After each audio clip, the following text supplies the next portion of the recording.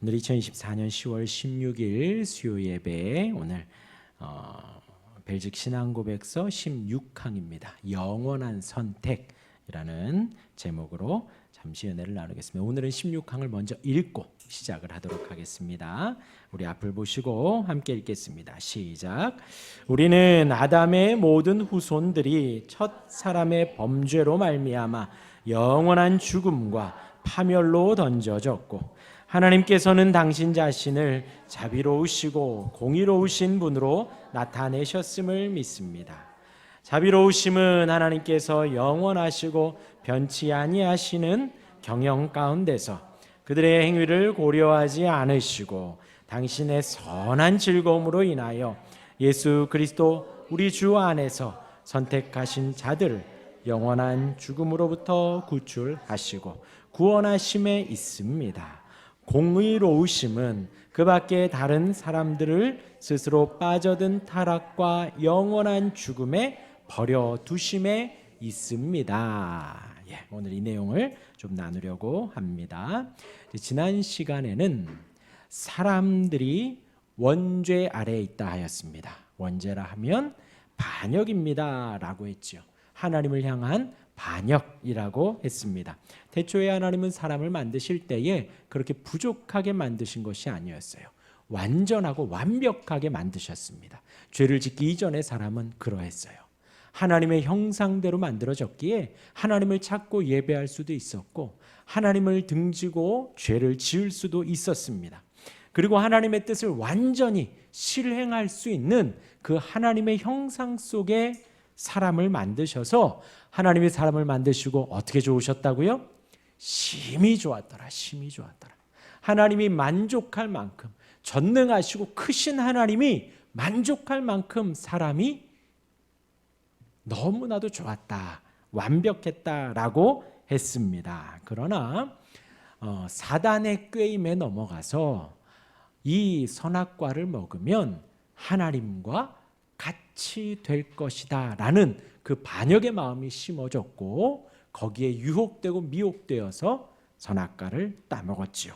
죄에 빠짐으로 말미암아 사람은 자신의 높은 위치에서 떨어졌습니다. 에덴 동산에서 거의 왕노릇이라고 했습니다. 동물들이 다 말을 들었고 식물들이 또 그들을 다 어떻게 그 에덴 동산 안에서 통치하고 다스릴지 거의 하나님과 같은 위치에 있었던 그 아담이 죄로 말미암아 떨어졌습니다. 사람은 하나님께 반역하는 타락을 통해 하나님과의 하나됨을 뒤로하고 하나님과 하나 되었었는데 그것을 뒤로하고 사단과 죄와 결속을 맺게 되었지요. 사람이 왜 사단의 꼬임에 빠지고 죄에 빠졌을까요? 왜요? 사람은 자기 자신의 자유의지로 그렇게 빠진 거예요. 자유의지로. 본인이 그 죄를 지을 수도 있었고 짓지 않을 수도 있었는데 짓지 않음을 선택을 한 거예요. 왜요?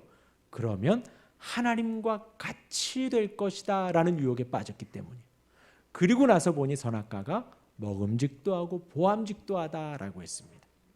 마찬가지입니다. 우리가 이 시대에 죄를 지을 때 다 그와 같아요.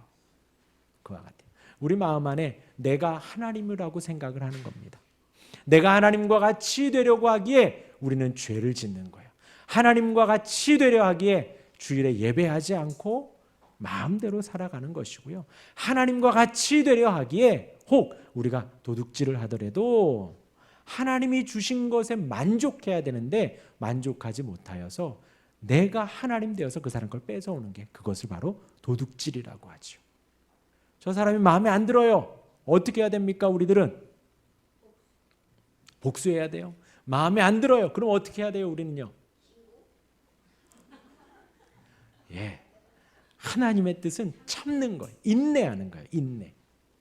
하나님의 뜻은 그 복수를 신고를 누구한테 하는 거예요? 하나님이 해주시겠지 하고 우리는 하나님의 주권을 하나님의 인도하심을 고백하며 우리는 참는 것입니다. 인내하는 거예요.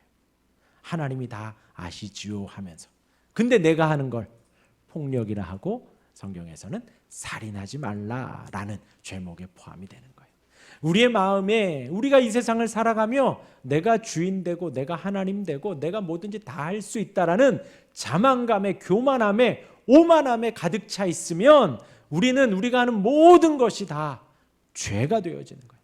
비록 우리의 입으로는 아이고 난 못합니다, 나는 아무것도 할 수 없습니다 라고 말은 하면서도 내 마음 안에 자만감, 오만감이 가득하면 그 자만과 오만은 누구에 대한 거예요? 하나님에 대한 거예요. 하나님이 없이도 내가 할 수 있다, 하나님이 돕지 않으셔도 내 마음대로 내 힘으로 내 능으로 뭐든지 할 수 있다. 그것이 바로 아담과 하와가 범한 죄의 반역, 그 범한 죄의 본질입니다. 그리고 지금 우리도 마찬가지예요. 하나님을 의지하지 않고 하나님을 바라보지 않고 하나님의 주권을 고백하지 않고 살아가는 모든 것이 바로 죄다라는 것입니다. 최초에 아담과 하와가 죄를 지은 것은, 사단의 꼬임에 빠진 것은 자유의지로 그렇게 빠진 거예요. 자신의 잘못입니다. 그리고 그로 말미암아 태어난 모든 인류가 다 죄에 빠졌습니다. 저와 여러분들도 태어나면서부터 죄인이다 그랬어요. 미안하지만 우리 나엘이도, 미안하지만 우리 뱃속에 있는 딱풀이도 태어나면서 죄인이에요. 그래서 그 아이도 예수님이 필요한 거예요. 그 아이도, 우리 나엘이도 예수님이 필요한 거예요. 씨 굽고 있어요. 아멘이라고 하는 것 같아요. 예, 그렇습니다. 그래서 죄에 빠진 결과로 사람은 하나님을 향한 모든 선한 자질을 다 상실했습니다. 그렇죠? 우리가 이 땅에서도 자유의지가 있습니다. 여러분들이 밥을 먹을, 또 먹지 않을, 또 더 먹을, 참지 못하고 또 먹을, 그럴 자유의지가 있고, 잠자고 깨고 뭐 여러분들이 무슨 옷을 입을지 선택할 자유의지가 있지요. 그런데 어떤 자유의지를 상실했다고요? 하나님을 향한.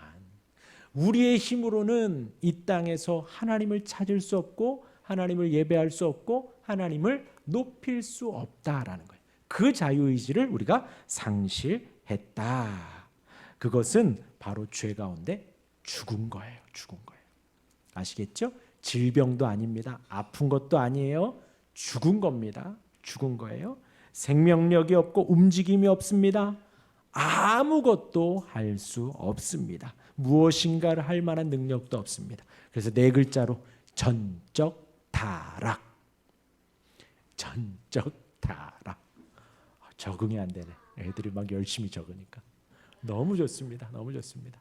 우리 교회 원래 이래요. 네. 전적 타락이야. 아무것도 못한다는 거예요. 죽었다라고 했습니다. 그런 사람을 향해서 하나님이 무엇을 하셨지요? 하나님이 찾아오셨습니다. 하나님이 2000년 전에 찾아오셨어요. 육신을 입으셨습니다. 세 글자로 뭐라고요? 성육신. 거룩하신 분이 육신을 입었다 했습니다. 예수님으로 이 땅에 오셨지요. 아들을 보내셨습니다. 아들이 세상에 오셨고 지금 우리 가운데 오신 하나님은요, 성령이 오셨습니다. 성령이 오셔서 우리의 찬양을 인도하시고, 성령이 오셔서 우리의 찬양을 받으시고 우리의 예배 가운데 우리를 가르쳐 주십니다. 이 모든 상황 속에서 중요한 것은, 저와 여러분들에게 제일 중요한 건 뭐냐면, 아까 말씀드린 우리의 원래의 모습을 절대 잊으면 안 된다는 거예요. 어떤 모습이요? 죽었던 모습. 죄 가운데 죽었던 모습을, 그 상태에 있는 죽음 가운데 있었음을 우리가 항상 인지해야 합니다. 그리고 인정해야 하고요. 그래야 우리가 예수님을 찾게 돼요. 우리의 그 죽음에서 살려주실 분, 우리를 죄 가운데서 해방시켜 주실 분, 죄의 노예였는데 이제 하나님의 자녀로 인도하시는 그 교두보가 되시고 보혜사가 되시고 중보자가 되시는 예수님을 우리가 이제 찾게 되는 거예요. 아, 내 힘으로는 아무것도 할 수 없구나. 나는 죽었구나. 나를 이 죽음에서 건져주실 분이 누구인가? 바로 예수님이신 것입니다. 그 예수님을 이제 우리가 찾게 되는 거예요. 이것이 우리의 신앙의 시작입니다. 이것 외에는 없어요. 여기에서 이제 잘못되지면 교회 다니면서 병 고치길 원하고, 교회 다니면서 우리의 사업이나 일들이 다 잘 되기를, 그걸 이제 기복신앙이라 하잖아요. 예수 믿고 축복받고 잘 되고 승승장구하고, 이것은 우리가 성경이 말하는 바른 신앙을 해가는 것이 아닙니다. 아닙니다. 우리의 죄 용서함, 그것이 우리의 신앙의 첫 번째예요. 그리고 두 번째가 임마누엘이라 그랬죠. 우리와 함께 하신 하나님과 더불어서 하나 되어서 삼위 하나님과 하나 되어 살아가는 것이 우리의 신앙의 목적이고 우리의 신앙의 전부입니다. 네. 그렇게 이제 올바르게 시작을 하는데, 이제 오늘은 무엇이냐? 그러한 원죄에 이어서 영원한 선택이라고 했습니다. 선택. 하나님은 모든 인류가 아니라 택함받은 일부를 택하셨다라는 거예요. 그들을 구원하신다는 거죠. 그럼 나머지는 어떻게 되는 거예요? 구원하셨으니까 그들은 8원을 줘요? 그들은 10원을 줘요? 우리를 구원하셨으니까 나머지는 유기했다, 버리셨다라는 거예요.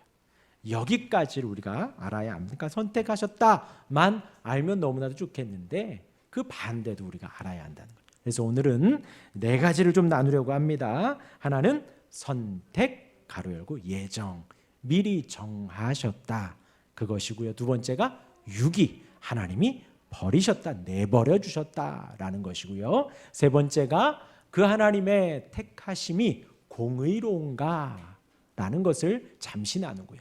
네 번째는 그 선택이, 택하심이 우리에게 주는 위로가 무엇인가, 이렇게 좀 나누어 보도록 하겠습니다. 우리 첫 번째는 이제 선택이에요. 예정이라고 하는데 말 그대로 하나님이 택하셨다는 것입니다. 누구를 택하셨어요? 우리를 택하셨어요. 근데 우리가 원래 어떤 모습이었다고요? 죄 가운데 있는, 죄 가운데 빠진 그 상황에서 온 인류가 죄 가운데 있는데 그 가운데에서 일부만 택하셨다라는 것입니다. 우리 에베소서 1장 4절과 5절 같이 한번 읽어볼까요? 시작. 곧 창세전에 그리스도 안에서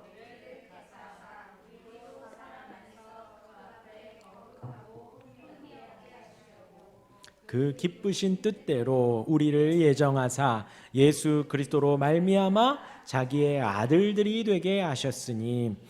우연히 택하셨다고요? 아니요. 아니면 지금 2024년도에 택하셨다고요? 아닙니다. 언제 택하셨다고요?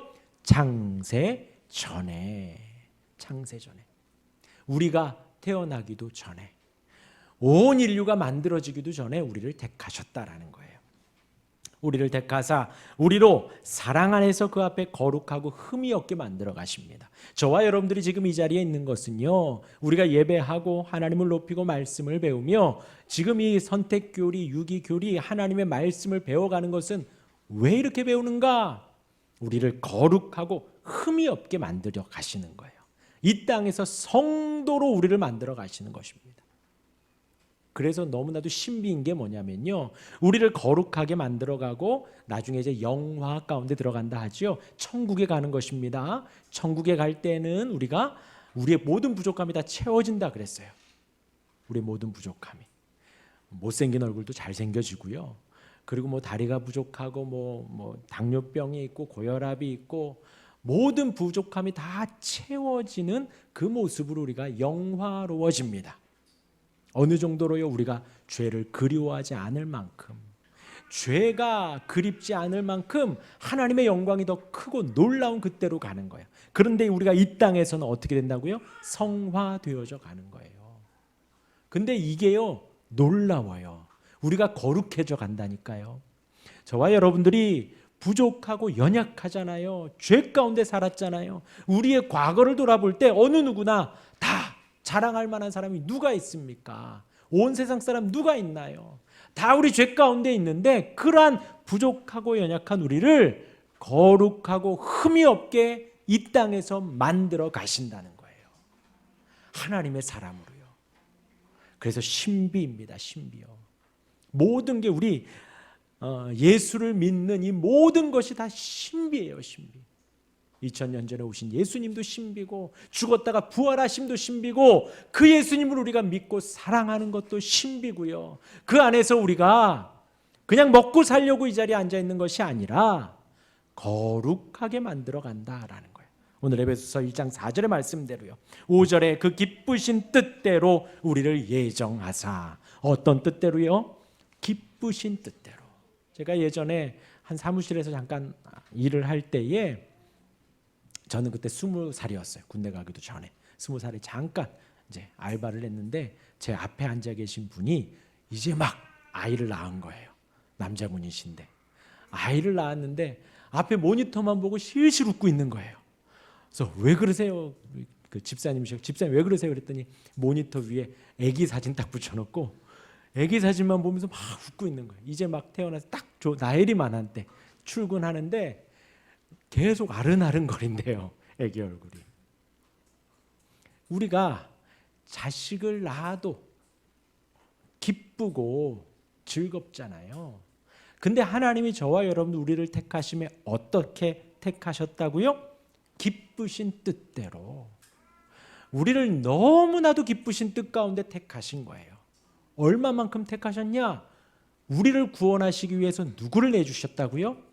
하나밖에 없는 독생자 아들을 내어주신 거예요.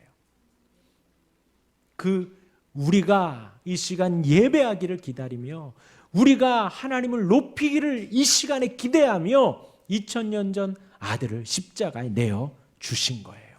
그 기쁘신 뜻대로 우리를 예정하사 예수 그리스도로 말미암아 자기의 아들들이 되게 하셨으니 아까 똑같은 말씀이지요. 거룩하고 흠이 없게 아들들이 하나님의 자녀가 되게 우리를 만드셨다. 어떻게 해요? 우연이 아니라 창세전부터 우리를 택하셨다 라는 말씀이 성경에 이렇게 기록되어져 있습니다. 이어서 로마서 8장 28절 9절 30절입니다. 같이 읽을까요? 시작. 우리가 알거니와 하나님을 사랑하는 자 곧 그의 뜻대로 부르심을 입은 자들에게는 모든 것이 합력하여 선을 이루느니라.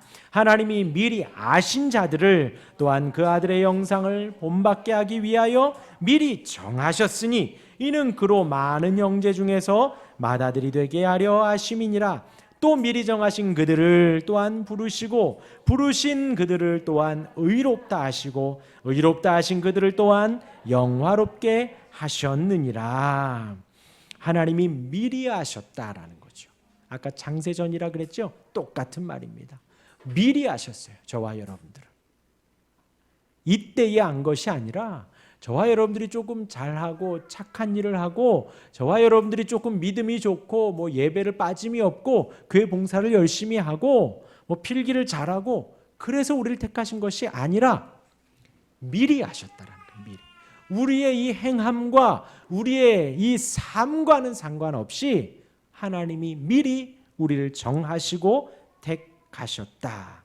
그러한 우리를 부르셨고 의롭다 하시고 영화롭게 하셨습니다. 이 구절들만 보더라도 하나님께서 모든 사람이 아닌 일부를 택하셨다. 그리고 그 일부를 우리의 사람의 행위나 행함으로가 아니라 미리 창세전에 택하셨음을 성경이 말을 하고 있습니다. 그리고요, 성경 전체를 보면 이 하나님의 능하심을 알 수밖에 없어요. 성경 전체의 흐릅니다. 그렇게 고백하는 것이 하나님의 위대하심을 높이는 거예요. 하나님의 크시고 전능하심을 알면 하나님의 이 미리 정하심, 선택하심이 전혀 의심이 되지 않습니다. 하나님이 얼마나 크신지 알면요, 얼마나 전능하신지, 얼마나 지존하신지를 알면 이해가 됩니다. 그럼 두 번째 넘어갑니다. 선택에서의 반대말이 뭐라고요? 유기. 하나님께서 버리셨다. 그 남은 이들을 버려두셨다라는 거예요. 결과적으로 말하면요, 그러니까 버리셨다라고 하면 이제 우리가 뭐 이렇게 따로 떼어가지고 버렸다라고 하는데 이렇게 생각하시면 안 돼요. 이렇게 생각하시면 안 돼요. 그래, 안 돼요. 안 돼요. 아시겠죠? 자, 무엇이냐 잘 들어보세요. 결과적으로 이 사람들은 자신이 스스로 빠져든 비참 가운데 그대로 머물러 있는 것이다 라는 거예요. 이해되셨어요? 저와 여러분들은 어떻게 된 거예요? 그 비참함 속에서 건져진 것이지, 뭔가 우리가 착하고 선하고 있는 우리를 택하시고 나머지를 버리셨다가 아니라 모두가 다 죽었어요. 버려졌어요. 죄 가운데 있었어요. 그 가운데서 우리를 택하셨기 때문에 그 나머지는 그대로 두시는 것이에요. 곧 선택은 하나님께서 택하신 능동적인 행동입니다. 우리를 택하시면 능동적인 행동인 반면에 유기는 그냥 머물러 있게 하시는 수동적인 행동입니다. 그래서 유기라고 하는 거예요. 위에 말씀드렸듯이 성경에 기록된 하나님의 위대하심을 알고 그 앞에 우리의 무능함과 우리의 죽었음을 알면 유기가 이해가 되는 거예요. 우리도 그 가운데에서 건짐받았기 때문에 우리는 하나님이 택하시기 전에 죽은 인생이었다라는 것을 필히 알아야 하고 꼭 알아야 합니다. 그렇기 때문에 하나님이 오셔도 되고 안 오셔도 되고가 아니라 꼭 오셔야 되는 거예요. 아까 말씀드린 대로 우리와 모든 인류가 하나님과 좀 비슷하고 좀 선하고 착한데 우리를 택하셨고 그런데 버리셨다, 이렇게 하면 하나님과 우리가 동등되어진 데에서 시작을 하는 거예요. 그것이 아니다 그랬죠. 거룩하신 하나님, 전능하신 하나님 앞에 죽은 우리, 죄의 종된 우리 가운데에서 우리를 택하신 것입니다. 그래서 사람들은 모든 원죄와 자범죄, 곧 그들의 자신의 잘못을 통해서 사단의 편에, 죄 아래 편입해 있다라는 것이에요. 그래서 하나님이 그냥 두시면 그 사람들은 다 지옥에 가는 것입니다. 저와 여러분들도 택하시 아니하셨다면 다 지옥에 갈 수밖에 없는 인생이라는 거예요. 그러기에 그중 일부를 택하신 것이 바로 하나님의 자비이고 하나님의 긍휼이고 하나님의 은혜이며 사랑입니다. 아셔야 돼요. 하나님이 한 사람도 구원하지 않으셔도 된다라는 거예요. 왜요?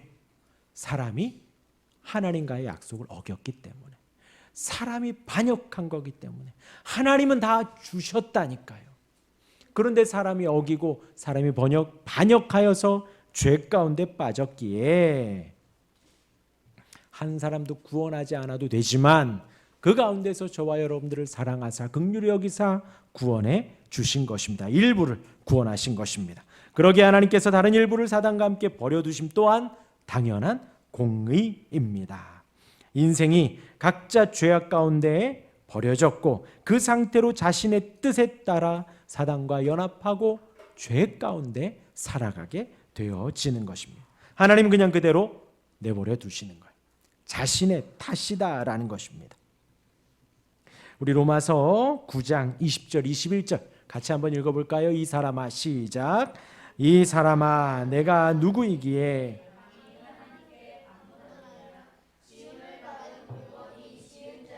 어찌 나를 이렇게 만들었느냐 말하겠느냐. 도기장이가 진흙 한 덩이로 하나는 귀 있을 그릇을 하나는 천이 있을 그릇을 만들곤 아니없느냐. 모든 것이 하나님의 인도하심입니다. 그렇게 은혜를 베푸신 것도 내버려 두시는 것도 하나님의 주권 속에 있다라는 것입니다. 우리가 반문할 수 없고 우리가 항의할 수 없다, 탓할 수 없다라는 것이에요. 그렇다면 이제 세 번째로 넘어갑니다. 그러한 선택의 교리는 과연 공정한가? 우리 로마서 9장 15절 16절 한번 읽어볼까요? 시작. 모세에게 이르시되 내가 긍휼히 여길 자를 긍휼히 여기고 불쌍히 여길 자를 불쌍히 여기리라 하셨으니 그러는즉 원하는 자로 말미암음도 아니요 다른 박질하는 자로 말미암음도 아니요 오직 긍휼히 여기시는 하나님으로 말미암음이라. 하나님께서 그렇게 하신다라는 것입니다. 로마서 9장 18절 같이 한번 읽을까요? 시작. 그런즉 하나님께서 하고자 하시는 자를 긍휼히 여기시고 하고자 하시는 자를 완악하게 하시느니라. 예. 하나님께서 긍휼히 여기시고 하나님께서 그 마음을 그 하나님을 택하게 하시고 하나님이 그 믿음을 주시고 인도하신다는 거죠. 그리고 하나님이 완악하게 하신다라는 거. 이제 여기에서 우리가 이제 두 가지를 좀 볼 수 있는데 잘 들어보셔요. 하나는 우리가 지금 출애굽기를 보고 있지요. 그 가운데에서 애굽과 이스라엘에 하나님께서 출애굽을 시키기 위해서 그들에게 10가지 재앙을 주셨습니다. 10가지 재앙을요. 그것이 바로 하나님의 위대하심이 나타나는 거죠. 모세가 가서 증언하잖아요. 바로에게서 하나님을, 여호와 하나님을 섬기기 위해서 이스라엘 백성들을 우리에게서 그 애굽에서 나오게 해달라, 그렇게 이야기를 합니다. 여호와 하나님이 어떠한 분이신가 모세가, 아론이 바로에게 설명을 하고 이해를 시키고 말씀을 선포해요. 그러면서 10가지 재앙이 하나하나 일어납니다. 그런데 바로의 마음이 어떻겠다고요? 완악했다. 우리가 믿고 있었던 나일강이 핏강으로 변해서 마시질 못해요. 거기에서 마실 물을 얻고 거기서 음식을 얻고 고기를 얻고 그곳으로 살아갔는데 그게 갑자기 피바다가 되어서 더 이상 뭘 하지 못합니다. 그래도 마음이 완악한 거예요. 온 침상에 애굽 전역에 개구리가 출몰하고 메뚜기가 출몰하고 파리가 출몰하는데도 이 애굽 백성들이 힘들다, 어렵다, 못 살겠다 하는데도 왕인 바로의 마음이 닫혀 있는 거예요. 약속을 지키지 않습니다. 마지막으로 장자가 죽게 되죠. 장자가. 애굽에 있는 모든 큰아들, 위로부터는 바로에서부터 아래에서는 맷돌 돌리는 사람까지, 가장 천한 노예까지, 큰아들, 동물까지, 큰 자식들은 다 죽임을 당한, 하루아침에 갑자기. 그랬더니 그제서야 조금 두려워서 빨리 나가라 했지만 다시 마음이 완악해져 병거들을 데리고 이스라엘 쫓아가잖아요. 아무리 생각을 해봐도 그 마음을 하나님이 완악하게 하시지 않고서는 우리가 있을 수가 없다 해서 유기하셨구나, 하나님이 그렇게 만드셨구나라고 사람이 인지하는 것이죠. 그런데 생각을 해보십시오. 바로에게 이스라엘에게 하나님은 똑같이 10가지 재앙을 보여주셨어요. 그리고 하나님의 택한 백성 이스라엘은 그대로 보존되고 보호됩니다. 애굽은 피해를 입고 힘들어해요. 그런데 바로의 마음을 완악하게 한 것이 하나님 책임이라고 누가 호소할 수 있겠습니까? 그 하나님을 바라며 무릎 꿇고 회개하고 자기 옷을 찢고 요나의 전도를 듣고 회개하는 니느웨 백성들처럼 왕에서부터 모든 동물까지 금식했다 그러잖아요. 그렇게 회개해도 시원찮을 판에 자기가 하나님인 양, 자기가 이스라엘 백성을 좌지우지할 수 있는 양, 그렇게 이스라엘을 대적했죠. 그에게 바로가 너 잘못 없어 라고 할 사람이 누가 있겠느냐. 신약으로 와서요, 예수님을 판 사람 누구죠? 유다요. 유다에게 과연 누가 뭐라 할 수 있겠습니까? 유다 또한도 다른 11제자와 마찬가지로 예수님을 똑같이 쫓아다녔습니다. 예수님의 천국의 말씀을 들었죠. 예수님의 설교는요, 제가 하는 설교와는 완전 다르죠. 왜요? 책의 저자이시잖아요. 하나님이시잖아요. 얼마나 쉽게 풀어 설명해 주셨겠습니까? 또 우리 사람의 마음을 다 아시니 얼마나 한 사람 한 사람 정확한 말씀을 주셨겠어요. 유다가 그 예수님을 따라다니며 3년 동안 말씀을 듣고 보고, 또 예수님이 고쳐주시는 거, 귀신 쫓는 거, 죽은 자를 살리는 거, 달리다 보면 소녀야 일어나라, 죽었던 소녀가 살아나고요. 나사로야 나오라, 죽은 지 이제 나흘이 되어서 썩은 내가 난 나사로가 벌떡 일어나 무덤에서 나옵니다. 그것을 다 본 유다가 예수님을 판 것을 가지고 어느 누가 하나님이 그렇게 하셨나요? 라고 하나님께 공의롭지 못하다고, 공정하지 못하다고 할 수가 있겠습니까? 그렇게 3년을 은혜로운 그 삶을 쫓아다니고도 배신하여 예수님을 판 유다, 그에게 누가 너 책임 없어라고 할 수, 그 길을 선택한 것은 바로 유다라는 거죠. 그 바닷물에, 홍해 바닷물에 수장되도록 선택한 것은 바로 바로가 그러하다라는 것입니다. 하나님의 명령을 어기고 하나님의 하나님 되심을 인정하지 않고 반역하고 하나님의 인도하심을 저항하고 거부한 이들에 대해서 하나님께 책임을 돌릴 수 없다. 그러기에 여기 있는 저와 여러분들, 우리는 하나님의 깊은 은혜와 사랑 안에 있는 것이에요. 우리가 하나님을 의지하잖아요. 하나님이 우리의 아버지가 되시잖아요. 믿잖아요. 믿습니까? 아니요. 믿습니까? 좀 그러면요, 우리 하나님을 사랑하십니까? 예, 사랑합니다. 우리가 보지 못했지만 우린 예수님을 사랑합니다. 나의 모든 죄를 용서해 주신 그 주님을 사랑하고, 지금도 우리를 홀로 두지 않으시고 우리와 함께 하시기 위해 약속대로 성령을 보내주신 그 성령 하나님을 사랑합니다. 그렇게 우리는 온전히 하나님께만 영광을 돌리는 거예요. 우리가 우리의 구원에 개입을 할 수 있다 없다? 없다. 우리를 창세전에 택하신 분도 하나님이시고, 우리를 부르신 분도 하나님이시고, 우리로 하여금 신앙생활할 수 있도록 이끄시는 분도 하나님이십니다. 우리의 이 신앙생활 가운데 우리가 개입할 수 없다라는 거예요. 그런데 이 선택교리, 예정교리가 조건적이라고 말을 하면 안 되는 거예요. 아까 말씀드렸죠. 우리가 병들은 것이 아니라 그랬습니다. 우리가 죽은 거라 그랬어요. 근데 이제 병들은 것이라고 하면 왜 그러냐? 우리는 온전한데 지금 조금 병들어서 그 병이 고쳐지면 다시 우리는 온전해서 하나님을 찾을 수 있다가 되는 거예요. 그것이 아니다 그랬습니다. 우리는 완전 죽었어요. 무기력해요. 비참해요. 아무것도 할 수 없습니다. 아시겠죠? 그런데 왜 제가 이렇게 말씀드리냐? 이렇게 주장하는 우리 기독교 안에도 이렇게 말하는 부류가 있기 때문에 그래요. 하나님의 전적인 주권과 은혜 가운데 택하시고 인도하셨다가 아니라, 그래도 하나님의 부르심이 있지만 내가 선택했기 때문에 우리가 이 자리에 있어 라고 말하는 곳도 있기 때문에 그래요. 우린 철저하게 그것을 부정합니다. 내가 믿기로 결정할지 아닐지에 따라서 우리의 구원이 좌지우지 된다면 우리가 하나님의 은혜를 취사 선택할 수 있어요. 좀 좋게 표현한 거예요. 우리가 하나님의 은혜를 거부할 수 있어요. 근데 우리는 거부할 수 없습니다. 하나님의 은혜는 불강력적이에요. 우리를 완전히 사로잡습니다.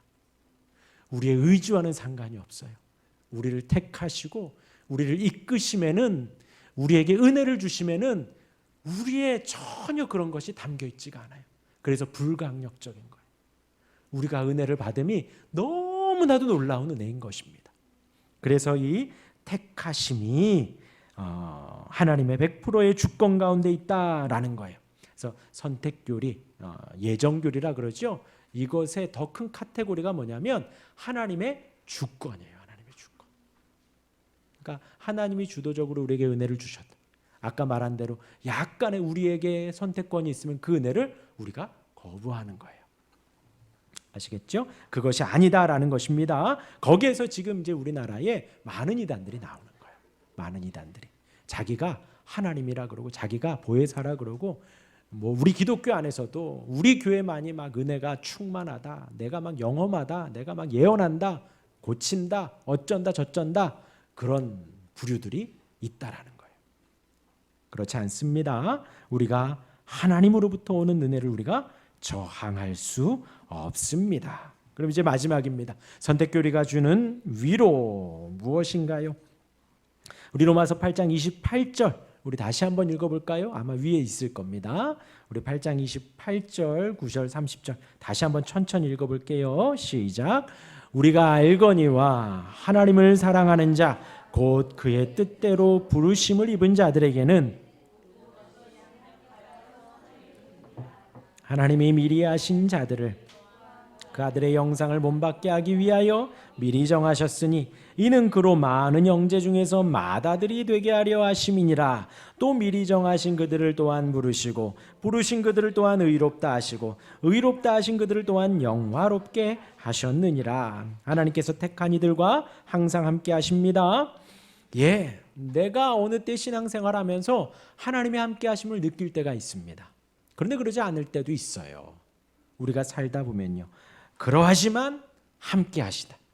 그렇지만 언제나 그 부분을 믿습니다. 또한 하나님이 멀리 계신 것 같지만 그렇지 않습니다. 항상 우리와 함께 하십니다. 언제나 택자들과 택하신 우리와 함께 하십니다. 하나님은 변하지 않습니다. 우리는 변해요. 나이도 변하고요. 예, 오늘 한 분이 오셨는데 저하고 한 2살 차이가 나요. 서로 그러고 있어요. 서로 아유 동안이세요. 아유 동안이세요. 막 서로 40대 중반 둘이서 막 서로 동안이시라고 막 그럽니다.